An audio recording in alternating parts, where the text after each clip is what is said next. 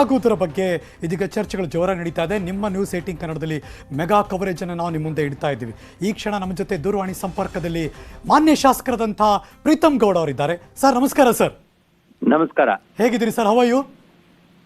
ಚೆನ್ನಾಗಿದ್ದೀನಿ. ಮನೇಲಿ ಮಕ್ಕಳೆಲ್ಲ ಆನ್ಲೈನ್ ಕ್ಲಾಸಸ್ ಅಲ್ಲಿ ಇದ್ದಾರೆ. ಪ್ರೀ ರೆಕಾರ್ಡೆಡ್ ಕ್ಲಾಸಸ್ ಅಲ್ಲಿ ಬಿಸಿ ಇದ್ದಾರೆ. ಓಕೆ, ಎಲ್ಲಾ ಮಕ್ಕಳು ಈಗ ಹಂಗೆ ಇದ್ದಾರೆ ಸರ್.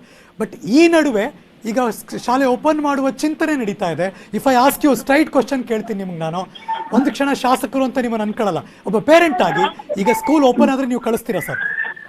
ನಾನು ನೆನ್ನೆನೆ ಇದಕ್ಕೆ ರಿಯಾಕ್ಟ್ ಮಾಡಿದ್ದೀನಿ. ಒಂದ್ ವರ್ಷ ಶಾಲೆ ಮುಚ್ಚೋದ್ರಿಂದ, ಶಾಲೆ ನಡೀದಿರೋದ್ರಿಂದ ಜಗತ್ ಪ್ರಳಯ ಆಗಲ್ಲ. ಹೌದು. ಆದ್ರೆ ಮಕ್ಕಳ ಜೀವನ ಮುಖ್ಯ, ಮತ್ತೆ ಮಕ್ಕಳ ಭವಿಷ್ಯ ಮುಖ್ಯ. ಭವಿಷ್ಯ ಅಂತ ಹೇಳಿದ್ರೆ ಆರೋಗ್ಯದ ಭವಿಷ್ಯ. ಕೊರೋನಾದ ಸೈಡ್ ಎಫೆಕ್ಟ್ಸ್ ಅಥವಾ ಪೋಸ್ಟ್ ಕೋವಿಡ್ ಎಫೆಕ್ಟ್ಸ್ ಇನ್ನು ಜಗತ್ತಿಗೆ ಗೊತ್ತಿಲ್ಲ. ಅಂತ ಪರಿಸ್ಥಿತಿಯಲ್ಲಿ ನಾವು ಮಕ್ಕಳನ್ನ ಕಳಿಸಿ ಕೋವಿಡ್ ಇಂದ ಒಂದ್ ವಾರ ಅಥವಾ 15 ದಿನದಲ್ಲಿ ಹುಷಾರಾಗ್ಬೋದು. ಅದ್ರ ಲಾಂಗ್ ಟರ್ಮ್ ಎಫೆಕ್ಟ್ ಏನು ಅನ್ನೋದು ಯಾವುದೇ ತಜ್ಞರಿಗೂ ಕೂಡ ಇನ್ನು ಗೊತ್ತಿಲ್ಲದೆ ಇರೋ ಕಾರಣ ನಾವು ಮಕ್ಕಳನ್ನ ಈ ಒಂದು ಏನೋ ಒಂದು ಸವಾಲ್ ಅಂತೀವಿ, ಆ ಸವಾಲಿಗೆ ಒಡ್ಬಾರ್ದು ಅನ್ನೋದು ನಾನು ಒಬ್ಬ ಪೋಷಕನಾಗಿ ನನ್ನ ಕಠಿಣ ನಿಲುವು. ಬಟ್ ಈ ಆಲೋಚನೆ, ಚಿಂತನೆ, ಚರ್ಚೆ ಇರಬೇಕು, ಇಲ್ಲ ಅಂತಲ್ಲ. But is it A right time? ಈಗ ತುಂಬಾ 10,000 ಪೀಕ್ ಹೋಗ್ತಾ ಇರೋ ಈ ಸಂದರ್ಭದಲ್ಲಿ ಅಲ್ಲ, ಚರ್ಚೆಗಳು ಪ್ರಜಾಪ್ರಭುತ್ವ ವ್ಯವಸ್ಥೆಯಲ್ಲಿ ಆರೋಗ್ಯಕರ. ಮಾಡ್ಬೇಕು ಅಂತ ಚಿಂತನೆ ಮಾಡ್ತಿರೋರ್ ಬಗ್ಗೆನೂ ನಾನು ಗೌರವ ಸೂಚಿಸ್ತಾ, ಅಂತಿಮವಾಗಿ ತೀರ್ಮಾನ ಮಾಡ್ಬೇಕಾದ್ರೆ ನಾನು ಹೇಳಿದಂತ ಅಂಶಗಳನ್ನೂ ಕೂಡ ಅವರು ಮನಸ್ಸಲ್ಲಿ ಇಟ್ಕೋಬೇಕು ಅನ್ನೋದು ನನ್ನ ಅಭಿಪ್ರಾಯ. ಬಟ್ ಒಟ್ಟಾರೆ ನಾವು ಸರ್ ನ್ಯೂಸ್ 18 ಮೆಗಾ ಕವರೇಜ್ ಮತ್ತು ಇದ್ರ ಬಗ್ಗೆ ಹಲವಾರು ದಿನದಿಂದ ಅಭಿಯಾನ ಮಾಡ್ತಾನೆ ಇದ್ದೀವಿ. ಆಗಂತೂ ಪೋಷಕರು 100ಕ್ಕೆ 98 ಜನ ಇಲ್ಲಪ್ಪ ಬೇಡ, ಇದು ಡೇಂಜರ್ ಅಂತಾನೆ ಇದ್ದಾರೆ. ಒಂದು 2%, 3% ಜನ ಇಲ್ಲ. ಅಫ್ಕೋರ್ಸ್ ಇರ್ಲಿ, ಮಕ್ಕಳು ಭವಿಷ್ಯದ ದೃಷ್ಟಿ ಇದು ಅಂತ ಕೂಡ ಮಾತಾಡೋರಿದ್ದಾರೆ. ಯಾರು 2% ಜನ ಹೇಳ್ತಿದಾರೆ ಅವ್ರಿಗೆ ನಾನು ಹೇಳ್ತೀನಿ, ಮಕ್ಳದ್ ಭವಿಷ್ಯ 1 ವರ್ಷದಲ್ಲಿ ಏನೂ ಆಗಲ್ಲ.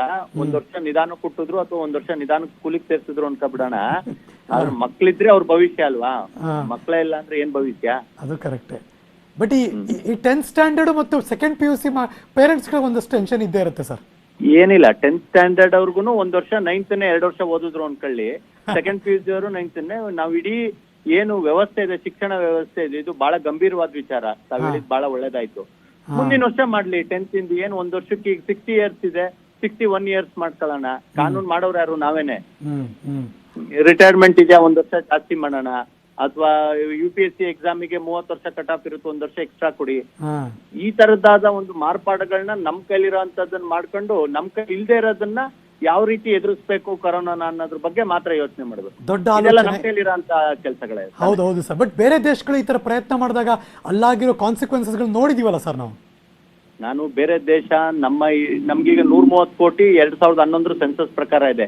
ಈಗ 2021 ಸೆನ್ಸಸ್ ರಲ್ಲಿ 150 ಕೋಟಿ ಜನಸಂಖ್ಯೆ ಇರುತ್ತೆ.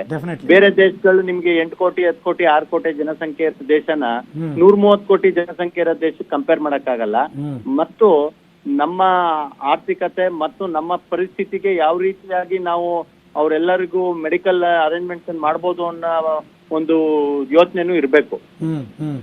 ಈಗ ನಾವು ಹಿರಿಯರಿಗಾದ್ರೆ ಗಾಬರಿ ಪಡ್ತೀವಿ, ಮಕ್ಳಿಗಾದ್ರೆ ನಾವು ಆಲೋಚನೆಗೂ ನಿಲ್ಸಕ್ಕಾಗೋದಿಲ್ಲ. ಅದ್ರದನ್ನ ಯಾವ ರೀತಿಯಾಗಿ ಅವ್ರನ್ನ ನಾವು ಉಳಿಸ್ಕೋಬೇಕು ಅನ್ನೋದನ್ನ ಎಲ್ಲರೂ ಆಂಗ್ಸೈಟಿಗೆ ಬರ್ತಾರೆ. Very true. ಅದಂತೂ ಪೋಷಕರಿಗಿದೆ. ಸರ್ ಲಾಸ್ಟ್ ಕ್ವಶನ್ ನಂದು. ಗಿವನ್ ಎ ಚಾನ್ಸ್, ಈ ಕ್ಷಣ ನಿಮ್ಮದೇ ಸರ್ಕಾರ ಒಂದು ಇನ್ಚಾರ್ಜ್ ಮಿನಿಸ್ಟರ್ಗೆ ಅಥವಾ ಮುಖ್ಯಮಂತ್ರಿಗಳಿಗೆ ನಿಮ್ಮ ಕಡೆಯಿಂದ ಒಂದು ಸಲಹೆ ಕೊಡೋದಾದ್ರೆ ಏನು ಸರ್? ನಾನು ಮಾಧ್ಯಮದ ಮೂಲಕ ಕೊಡಲ್ಲ. ನಮ್ ಶಾಸಕಾಂಗ ಸಭೆ ಇರುತ್ತೆ, ನನಗೆ ಮಂತ್ರಿಗಳ ಹತ್ರ ಹೋಗಿ ಮಾತಾಡೋ ಅಂತ ಒಂದು ಸಂಬಂಧ ಇಟ್ಕೊಂಡಿದ್ದೀನಿ. ನೀವು ಪೋಷಕನಾಗ್ ಕೇಳಿದ್ರೆ ಪೋಷಕನಾಗ್ ಉತ್ತರ ಕೊಟ್ಟಿದ್ದೀನಿ. ಶಾಸಕನಾಗ್ ಏನ್ ಹೇಳ್ಬೇಕು ಅದು ನಮ್ಮ ಶಾಸಕಾಂಗ ಸಭೆಯಲ್ಲಿ ನಮ್ಮ ಮಂತ್ರಿಗಳ ಹತ್ರ, ಮಾನ್ಯ ಮುಖ್ಯಮಂತ್ರಿಗಳ ಹತ್ರ ಹೋಗಿ ನಾನು ತಿಳಿಸೋ ಅಂತ ಅಭಿಪ್ರಾಯ ತಿಳಿಸ್ತೀನಿ.